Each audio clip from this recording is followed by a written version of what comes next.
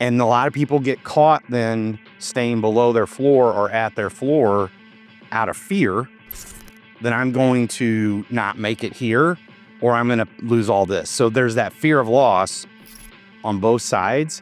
It just seems like when you draw that line, the world then starts there and goes up. Welcome to the Lion's Edge, where top performers sharpen their teeth.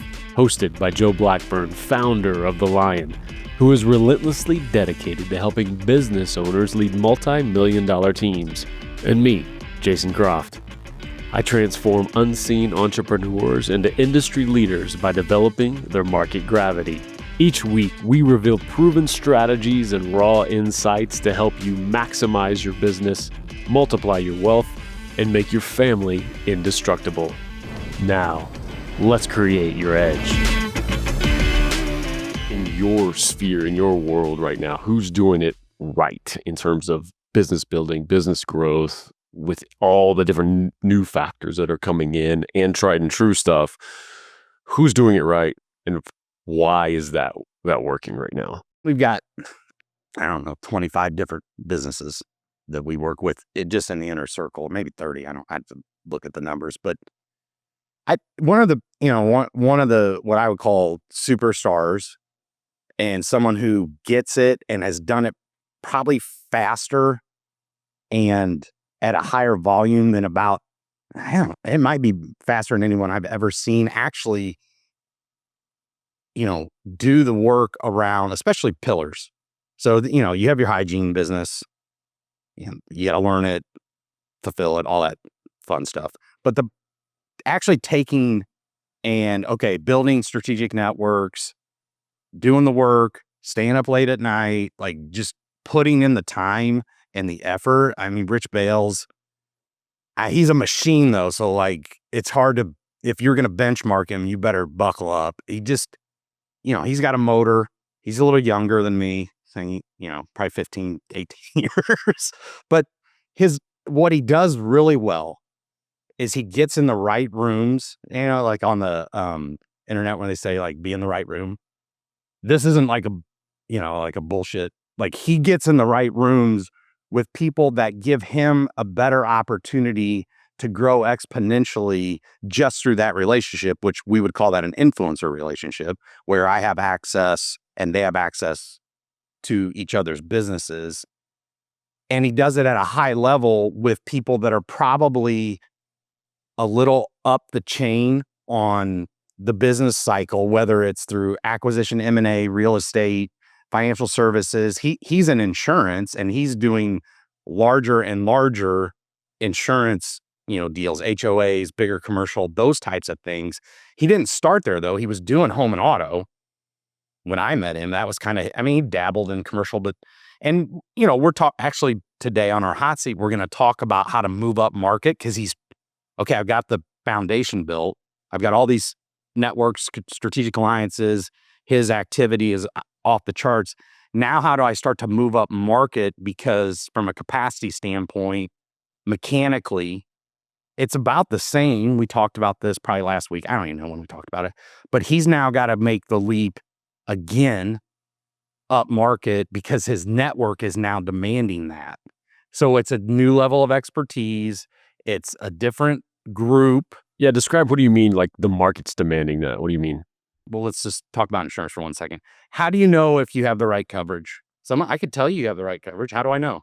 At claim time. What he's done is he's figured out the gaps and the pain points within the marketplace for people that, they're not, if you're running a $50, $100 million business, a hospital, or a huge manufacturing facility, your assumption is my insurance is what it should be.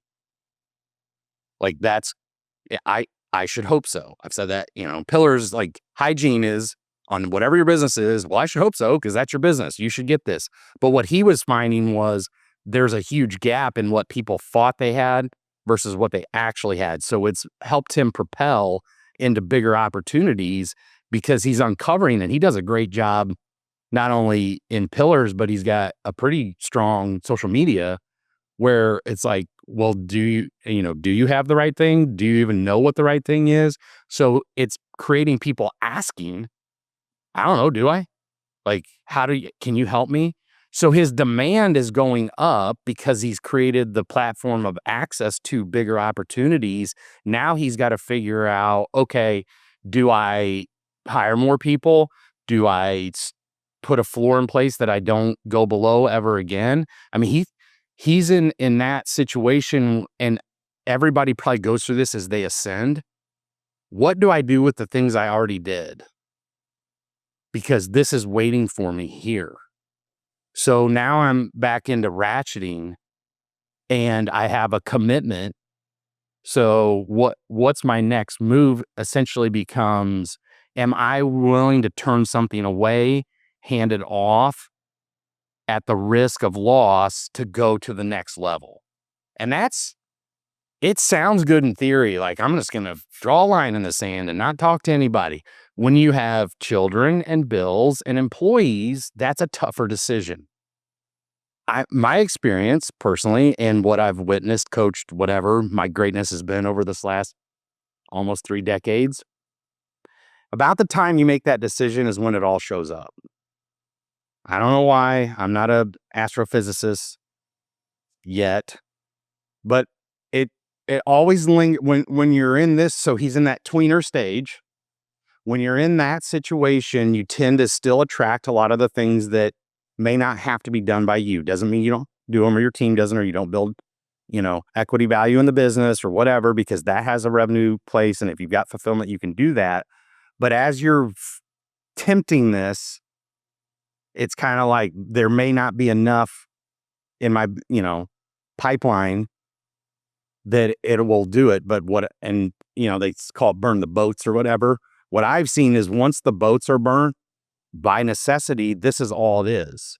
I believe he's this close to making that big leap without neglecting commitment and fulfillment and, relationships that got him there. That's normal. And I'm talking a lot, so if you need to stop me, do. Normally in the ascension, especially around pillars, as I'm working with more affluent, more status, bigger opportunities, I'm more concerned about filling that up. Where it does get really hard, and he's kind of coming into this, is I've done all that now. How do I go up without giving up? And I'm not sure you can. So you have to, it's a conundrum, as we say. So you have to figure out, how can I still give these people great service and commitment and all those things while I ascend? And it's a tough decision. The most important part about it is make it. When you decide this is where I'm at and this is where I'm going and everything else will be taken care of, that's risk. It's business risk. And a lot of people get caught then staying below their floor or at their floor out of fear that I'm going to not make it here or I'm going to lose all this. So there's that fear of loss on both sides. Again, I'm not an astrophysicist. I like that word. I'm going to say it a lot. It just seems like when you draw that line, the world then starts there and goes up. It's like, I call it ratcheting. Every time I ratchet up, it just gets bigger, and mechanically, fulfillment is about the same. All people are pretty much the same. They have different experiences, different levels of expertise and all those things, but at the human level, we're all about the same. And they find out that person is just another person that worked hard, luck fell their way because they were consistent, all those little trite deals. They just didn't give up, didn't quit, were tough enough to get there. They're not that different. So I'm really proud of him. I mean, it's like, it takes guts to do that. And he's not a jerk about it. He's like, hey, I'm not going to just dump everybody. So I have to build something that, keeps my commitments as I get bigger. And that can come in a couple of ways. It can come as keeping that in-house and internal hiring, right? Someone manages those folks as you move up. Or if you're just not built that way or don't want to, there could be that trusted, hey, someone else. That gets tricky to maintain that relationship. I think there is a piece that maybe folks are too quick to burn the ships and just go, I'm going here now. I think you can, take care of those folks still, maybe move over time. But to your point, there's also a piece of that. If you do the opposite too much, you try to keep both, a foot in each one, and that's when those next level things don't show up quite yet because you aren't committed fully, and you're not fully looking for them. You're not all in with that. That's the tough part. But I do think that it does become that clear decision. Here's where I'm going. This is what my business looks like now. Let me take care of this other stuff along the way, rather than a constant, okay, I'm kind of both right now, and I'm sort of this and I'm sort of that. Even energetically, even in your own head, when you draw that line, that's Well, huge. and I've been watching our podcast. I say well a lot. So try to check me on that. I'm like, well, here's something I always bring up in that conversation. If mechanically it's the same to fulfill, and let's say I spend, or in premium or whatever, that I'm $100,000 and this person is $10,000, and it's the same thing. In my mind, ethically, you're robbing this person for this person. Why am I getting the same here as here? Now you can do other things and increase, but at base level, like, that's something you need to think through, is like, yeah, I don't want to push these people away, but from an ethics standpoint, is it ethical here and is it ethical here? Because if it's now the same rate and I'm doing everything here, and then these people are cast out into the abyss, it's an ethical dilemma.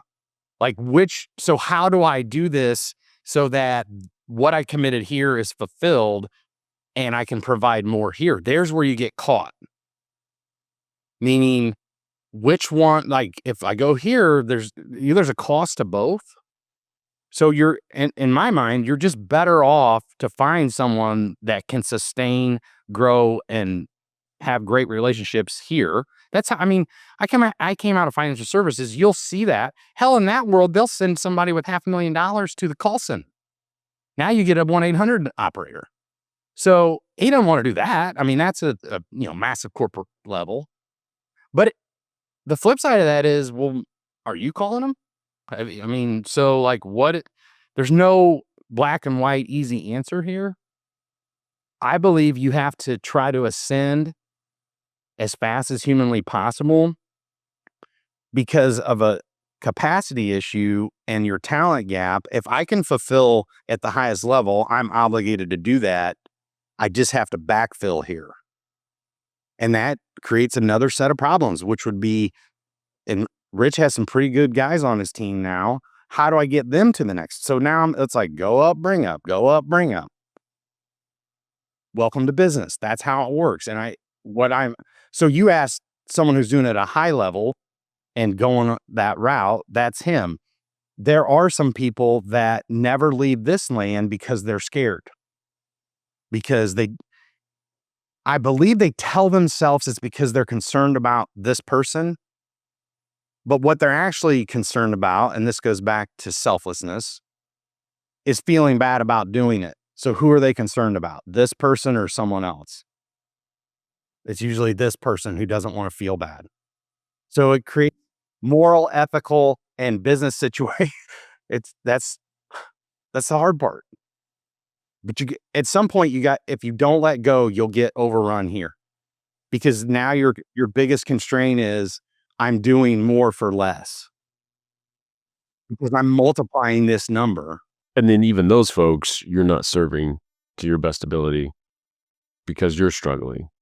And this is probably more centric to businesses where personal relationships and the service side, insurance, financial services, real, you name them, it's probably more centric to that. Now, on the product side, yes, mass marketing, sell your products. We talked about that, I don't know, maybe before we recorded. Like, if I sell parts, yeah, that's a big ass volume game. And I want to sell all of them and raise price and get SEO and do all those things.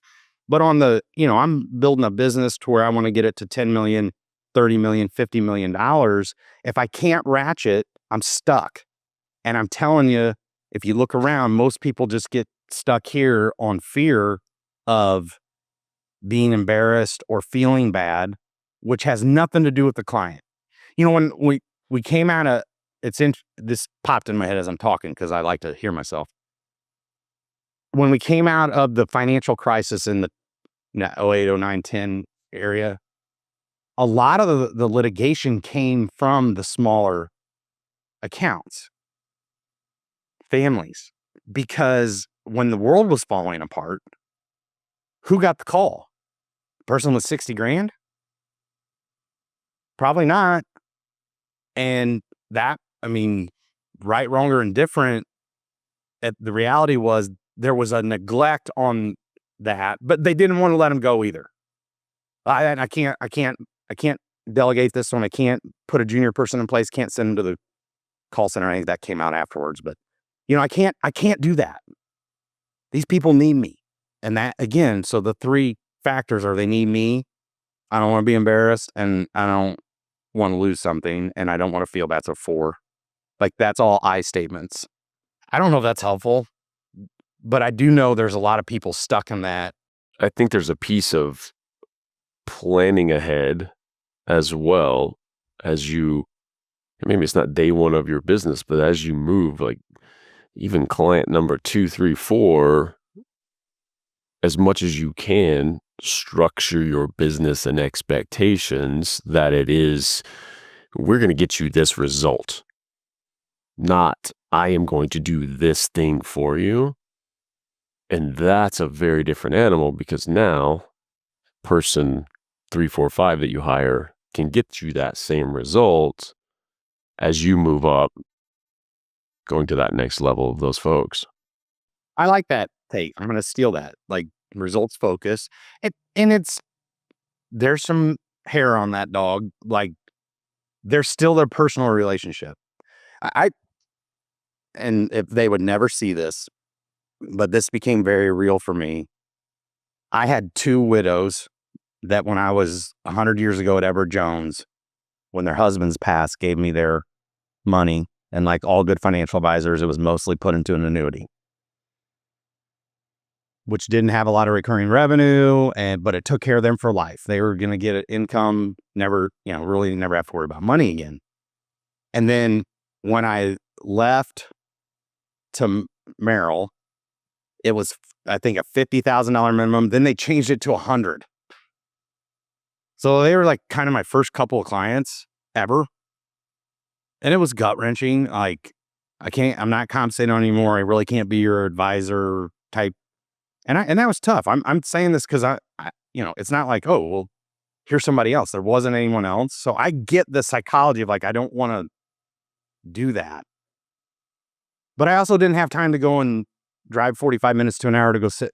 So I did, however, include them in my widow's lunch every Valentine's Day, which is Saturday. But I would do it during the week. All of our widow clients we would host for lunch.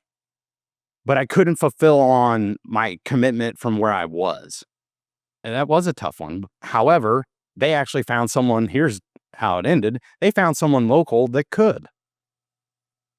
So as painful as it was, the right thing was they needed someone that could work with them, not try to stay tethered to me because I felt bad, which I did. Do you know what I'm saying? So like, it's like finding the right fit. Oh yeah. And sometimes you outgrow people because you can't make your decision on where you're going based on, I have to stay at this. Like I've never seen a business do that. Like I can't if I stay at this level, I actually probably regress because of capacity. I know it's a paradox? No, conundrum? I don't know. One of those words. In your night classes you're taking to become an astrophysicist. I might do that to fight the 3 people that watch this. I'm thinking about it now. I guess if I were to round it out, make the decision to go bigger and faster. And then you're going to be tested on your ability to pull someone else up, which, by the way, if you get good at those two things, you're going to have a pretty good business. Yeah, that's the secret to business. I mean, because that's the other thing is you were counting off those things of why people don't do it. Another one is, oh my gosh, that skill of I've got to train somebody. I've got to put these things in place. Yeah, Yes, you do. You do. The idea, it's overwhelming. It's just, all right, I'm going to sit down, go through everything that I do to communicate that. And yeah, that's why it's hard. And that's why it's so important. It makes all the difference because that is the only way to grow and progress. You have to constantly judge those things for yourself and sometimes take it to that extreme because, I mean, what's the alternative with you back at Edward Jones? Is it you saying, well, I just got to stay. I mean, these couple of widows, like, I've just got to stay here.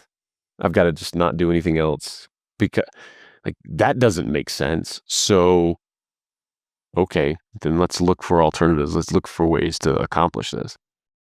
It's a heartfelt decision. Maybe I'm blind. I would always think people would want you to be more and more successful. Give them the benefit of the doubt. And if they're taken care of, you've done a good job. I think where the actual ethical dilemma is, like you said, where now I try to do it all and nobody is getting the right fulfillment. So like the fear of letting go. And yeah, I mean, this could be a whole different topic because we're talking how to grow the clients in the business.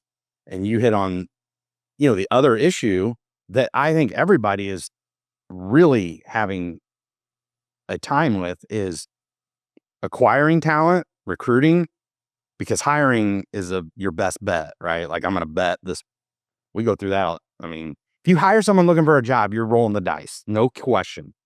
That is and then can I develop who I have? And if you got good at all three, that was 6, by the way. If I got good at all three, so if I could ascend in what I do, I can attract and recruit the right talent and then train them, develop them, coach them, pour into them. Now my limits start to dissipate. I think that's the key to scaling. My favorite word, scale. Really? So, I mean, if you get, so in sequence, as I go up, by necessity, I either have to bring up or bring in. And I have to be good at all three because I'm the leader. You gotta be able to walk and chew gum at the same time. And you've seen those people, they're on a mission. They're like, I'm here. So, all right. Is that enough for today? Moral of the story is, it's hard. Do it. Figure it out. It's good advice. You've just experienced the Lion's Edge. If this episode lit a fire, if you're ready to push past your current ceiling, there's more waiting for you. Want to see what it takes to become a member of the Lion? Visit jointhelion.com to discover how successful entrepreneurs become unstoppable forces. And make sure you never miss an episode by hitting subscribe wherever you get your podcasts. This isn't just content. This is your edge.